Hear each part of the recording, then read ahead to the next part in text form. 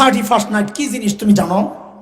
তো ওই যে বলেছিলাম তোমার হুজুর গুগল রে জিজ্ঞেস করো হুজুর 31st নাইট কি জিনিস, অথবা আরো সোজা করে দেই গুগলে যায় সার্চ দাও, লেখো জানুস, লেখো কি লিখবা? জানুস, JANUS, বলো আমার সাথে, JANUS, জানুস লেখে সার্চ দাও, দেখবা 2 মাথাওয়ালা একটা মূর্তি বেরিয়েছে। 2 মাথা, মুখ 2টা, 2 মাথাওয়ালা 2 মুখওয়ালা একটা মূর্তি বেরিয়েছে। দেখবা, সার্চ দিয়ে দেখো, কোনোটার দাড়ি আছে, কোনোটার দাড়ি নাই, নানান রকমের সুরতের আছে, অনেকগুলো আছে। জানুস দেবতা। জানুস কে? খ্রিস্ট ধর্মের আগে রোমান মুশরিকরা এক দেবতার পূজা করত যার নাম হচ্ছে জানুস। ওই মুশরিকদের বিশ্বাস ছিল সমস্ত ভাগ্যের মালিক হচ্ছে জানুস দেবতা। হিন্দুদের যেমন বিশ্বাস ভাগ্যের মালিককে লক্ষ্মী দেবী, ওই রোমান মুশরিকদের আকীদা বিশ্বাস ছিল তাদের ভাগ্যের মালিক হচ্ছে জানুস দেবতা। 31st নাইট কি জিনিস? ওই মুশরিকরা কি করত জানো? 31শে ডিসেম্বর রাত্রে 12টার আগে তারা ওই জানুস দেবতার পিছনের মুখের কাছে যায়া কৃতজ্ঞতা প্রকাশ করত। কেন? যে এই দেবতা, এই যে বছরে ভালো ছিলাম এটা তো তোমার কৃপায়, কারণ তুমি তো আমার মঙ্গলের মালিক, তুমি তো ভাগ্যের মালিক। যেই না রাত্রে 12টা বাজতো তো তারা সামনের মুখে চলে যেত, সামনের মুখের কাছে যায়া এইবার প্রার্থনা করত, পিছনের মুখের কাছে কৃতজ্ঞতা প্রকাশ করত। গত বছর যে ভালো ছিল, 12টা বাজার সাথে সাথে সামনের মুখে যায়া প্রার্থনা করত কি, ও জানুস দেবতা, আগামী বছর যদি ভালো থাকতে চাই তো তোমাকে খুশি করা লাগবে, তুমি আমাদের উপর দয়া করো, কারণ ভাগ্যের মালিক তো তুমি। এই 31শে ডিসেম্বরের আমল যেটা তুমি আর আমি করতেছি 31st নাইট নাম দিয়া, নাম পাল্টায় ফেলছে, কাম তো একটাই। এরে মুসলমানের বাচ্চা, তোমাকে যদি বলা হয়তো তুই জানুস দেবতার পূজা কর, তুমি করতা? তোমাকে যদি জিজ্ঞেস করা হয় ভাগ্যের মালিক কে, জানুস দেবতা না আল্লাহ, তুমি কি বলবা? কে কে? তো আল্লাহর ইবাদত যারা করে তারা তো এই সমস্ত প্রোগ্রামে যাইতে পারে না। এই সমস্ত প্রোগ্রাম তো জানুস দেবতার পূজারীদের। এ যুবক ভাই আমার, আজকে তওবা করো, কসম করো, যার কোনোদিন এই সমস্ত প্রোগ্রামে অংশগ্রহণ করবো না ইনশাআল্লাহ, করবো না ইনশাআল্লাহ। 31st নাইট উদযাপন হয় এই জমিনে। যুবক তোরাই তো করস। এরে ভাই, হাতে পায়ে ধরি, আজকে জানার পর, এতদিন জানতা না, কেউ তোমাকে হয়তো বলে নাই, তোমার এক ভাই আসছে তোমাকে বলার জন্যে, আজকে জানার পর যদি করো তো তুমি বেঈমান হয়ে যাবে। আমার কি বলার আছে? আমার জিম্মাদারি আমি আদায় করতেছি।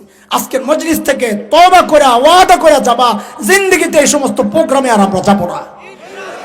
এটা ইমানদারের পরিচয়, এটা ইমানদারের পরিচয়। সূরা ফুরকানের মধ্যে আল্লাহ তাআলা ইমানদারের পরিচয় সম্পর্কে বলছেন, ওয়াল্লাযীনা লা ইয়াশহাদুনা যুর, ওয়াল্লাযীনা লা ইয়াশহাদুনা যুর। ইমানদার কারা? প্রকৃত ইবাদুর রহমান, রহমানের প্রকৃত বান্দা কারা? আল্লাহ বলেন আল্লাযীনা লা ইয়াশহাদুনা যুর, যারা মিথ্যার জায়গায় অংশগ্রহণ করে না। মুফাসসিররা বলেন মিথ্যার জায়গা মানে, কোন কোন মুফাসসির বলেন যেই জায়গায় শিরক হয়, শিরকের প্রোগ্রামে কোন ইমানদার অংশগ্রহণ করতে পারে না। কোন মুসলমানের বাচ্চা পূজা মণ্ডপে পূজা দেখার জন্য যাইতে পারে না। কথা বলেন ঠিক কিনা? একটা হাদিস শোনাই, তারপর 31st নাইটের ওই যে পোস্টমর্টেম করবো। পোস্টমর্টেম, কাটা চেরা, ভিতরে কি আছে তো করে একটু খুললা দেখাই। হালুয়া যে খাস, এটা কি হালুয়া না শয়তানের লাড্ডু? এটা তো দেখানো দরকার না, নাকি না দরকার না?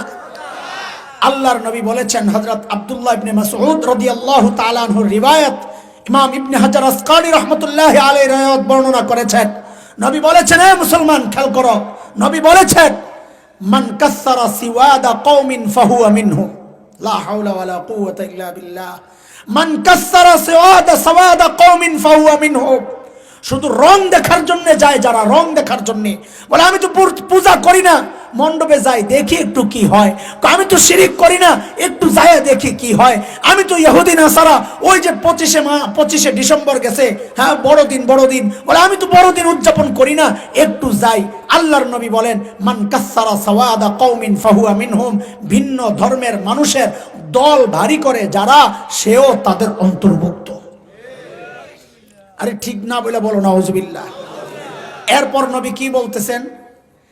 আমাদের পূজা, এই সমস্ত শিরকি প্রোগ্রামে দেখবেন কোন কোন নেতা কোন কোন বন্ধুরা একজন আরেকজনকে উইশ করে, শুভেচ্ছা জানায়, জানায় জানায় লা হাওলা ওয়ালা, ঈমান থাকবে না। পূজার শুভেচ্ছা জানাও, ঈমান থাকবে না। শুভ ইচ্ছা, তোমার এই কাজটার প্রতি আমার শুভ ইচ্ছা আছে, মানে কি? নবী বলতেছেন ওমান রাজিয়া বিমান আমিলা কানা শারীকান লিমা আমিলা, আই লা হাওলা ওয়ালা কুওয়াতা ইল্লা বিল্লাহ।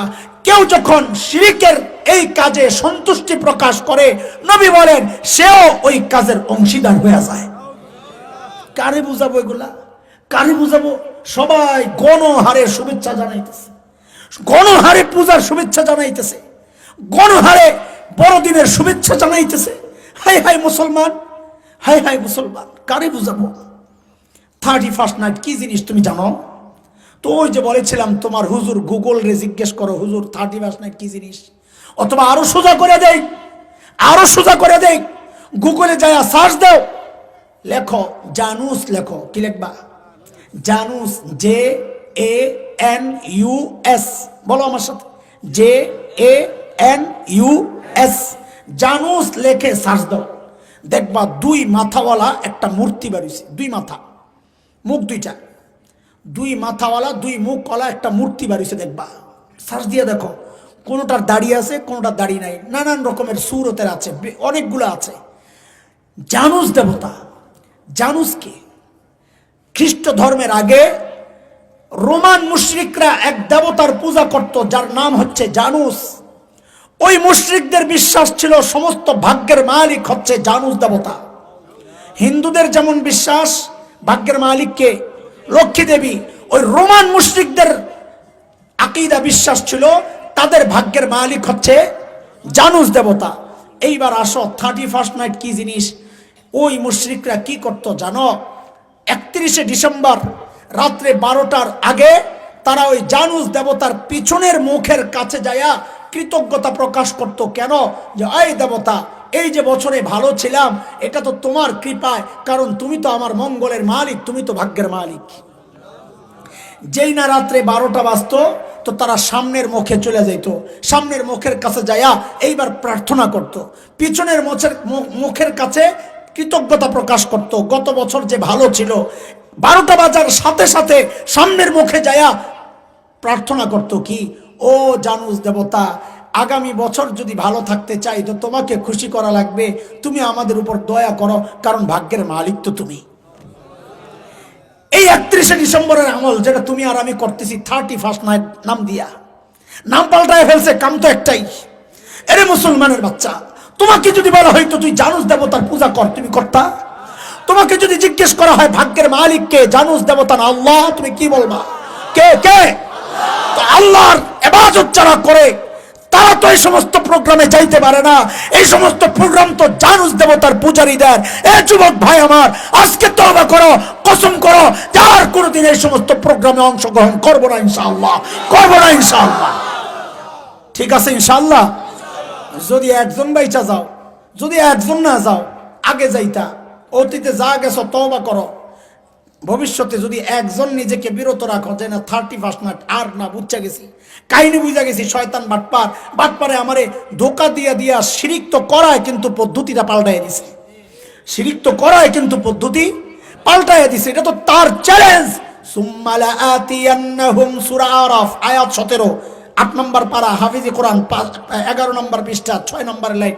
সুম্মা লাআতিয়ান্নাহুম মিন বাইনি আইদিহিম ওয়া মিন খালফিহিম ওয়া আন আইমানিহিম ওয়া আন শামাইলিহিম ওয়া লা তাজিদু আকসারাহুম শাকিরিন।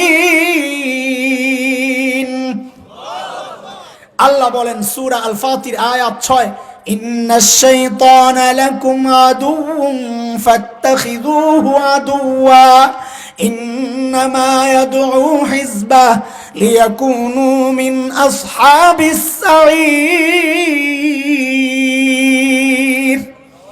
শয়তান শত্রু, মোকাবেলা করতে হবে কি হবে না ইনশাআল্লাহ? এতক্ষণ তো বললাম শয়তানের চক্রান্ত যা দেখি কিন্তু চিনি না, আর অরিজিনাল শয়তান যেটা দেখি না ওটার থেকে বাঁচার উপায় কি? বাঁচার উপায় একটাই, যদি দেখো গুনাহ করতে মন চাচ্ছে তো বুঝবা শয়তান ঢুকছে, আউযুবিল্লাহ পড়বা। কি পড়তে হবে? যদি দেখো আউযুবিল্লাহ পড়ার পরে একটু পর গুনাহ আবার করতে মন চাইতেছে, ও তো লা হাওলা পড়বা। কি পড়বা? লা হাওলা পড়বা।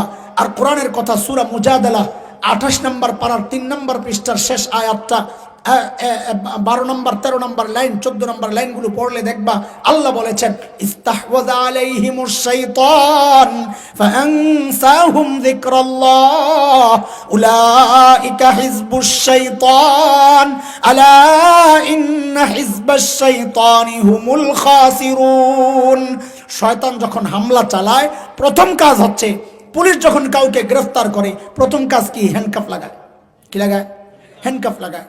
শয়তান যখন কাউকে ধরাশায়ী করতে চায় আল্লাহ বলেন তার প্রথম কাজ হচ্ছে ফাআনসাহুম যিকরাল্লাহ, সে আল্লাহর জিকির ভুলাইয়া দেয়, আল্লাহর স্মরণ ভুলাইয়া দেয়, তারপর হামলা করে। এই জন্য শয়তানের চক্রান্ত, শয়তানের হামলা থেকে যদি বাঁচতে চাও সারাক্ষণ আল্লাহর জিকির চালাইয়া যাবা, বেশি বেশি জিকির করবা, তাসবিহ পড়বা, তো শয়তান আর ধোঁকা দিতে পারবে না ইনশাআল্লাহ তাআলা।